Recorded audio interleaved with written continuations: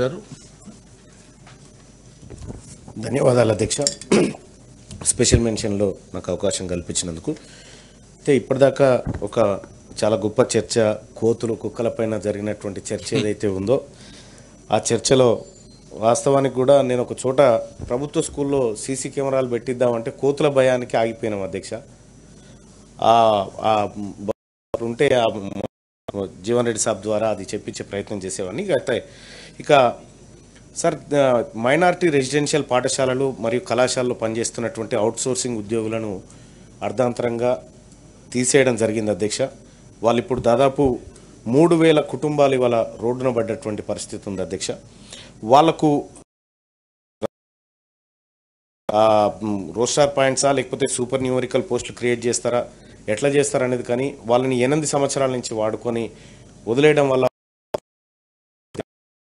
దాన్ని తమరి ద్వారా మంత్రి గారి దృష్టికి తీసుకుపోయి దాని సమస్య పరిష్కారం అధ్యక్ష. ఇంకొక రెండోది, పీఈటీ పోస్టుల విషయంలో కూడా మనం పీడీగా తెలంగాణ ప్రభుత్వం గౌరవ ముఖ్యమంత్రి గారు చొరవ తీసుకొని విద్యాశాఖలో ప్రమోషన్ల విషయం తీసుకున్నటువంటి చొరవకు ధన్యవాదాలు తెలియజేసుకుంటూ, అలాగే పీఈటీల పోస్టుల విషయంలో కూడా 1,00,000 మంది బీపీడీ కానీ ఎంపీడీ కానీ యూజీపీడీ కానీ పూర్తి చేసి ఇవాళ ఉన్నారు అధ్యక్ష. వాళ్లకు ఉద్యోగాలపైన మొన్న కేవలం 164 ఉద్యోగాలు మాత్రమే మనం వేయగలిగినాం. కాకపోతే చాలా పీఈటీ ఉద్యోగాలు ఖాళీగా ఉన్నాయి. మొన్ననే అప్గ్రేడేషన్ కూడా చేసుకున్నాం పీడీకి. సో దయచేసి ప్రభుత్వం క్రీడా రంగాన్ని ప్రోత్సహించే విధంగా ఉండాలి అధ్యక్ష. ఎందుకంటే ఇక్కడ క్రీడా రంగం విషయానికి చెప్తే ఇప్పుడు ఒలింపిక్స్ కూడా అవుతా ఉన్నాయి అధ్యక్ష. ఒలింపిక్ గేమ్స్లో మీకు తెలిసినటువంటి అంశం అధ్యక్ష, 125 మంది దాకా ఒక్కొక్క మనం కళ్ళు రెప్పలారిపోయేటట్టు చూస్తూ ఉన్నాం. కేవలం మొత్తం తగ్గిపోయింది అధ్యక్ష. ఇక్కడ మన దేశం, మన రాష్ట్రం అనే కాదు అధ్యక్ష, దేశంలో పరిస్థితి కూడా అదే విధంగా ఉంది.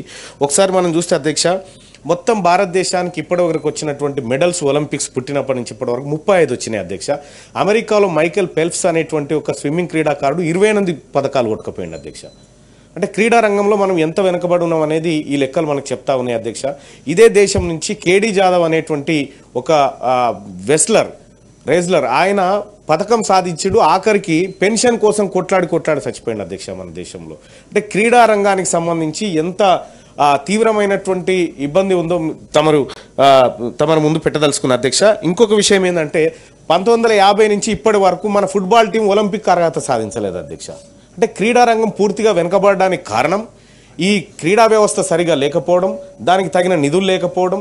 సో గ్రామీణ స్థాయి నుంచి క్రీడా వాతావరణాన్ని కారణంగా ఉంది అధ్యక్ష. అందుకోసమే రాబోయేటువంటి మనం ఎట్లాగో ఏ ఖాళీని కూడా ఉంచకుండా అన్ని భర్తీ చేయాలనేది ప్రభుత్వ లక్ష్యం. అందులో ఖచ్చితంగా పీడీ పోస్టులు కానీ పీఈటీ పోస్టులు కానీ భర్తీ చేసి సో అక్కడ ఉన్నటువంటి క్రీడా రంగాన్ని కూడా డెవలప్ చేయాలని తమరి ద్వారా రిక్వెస్ట్ చేస్తా ఉన్నాను అధ్యక్ష. Honourable minister. అధ్యక్ష, మల్లన్న గారు చెప్పింది నోట్ చేసుకున్నాం అధ్యక్ష.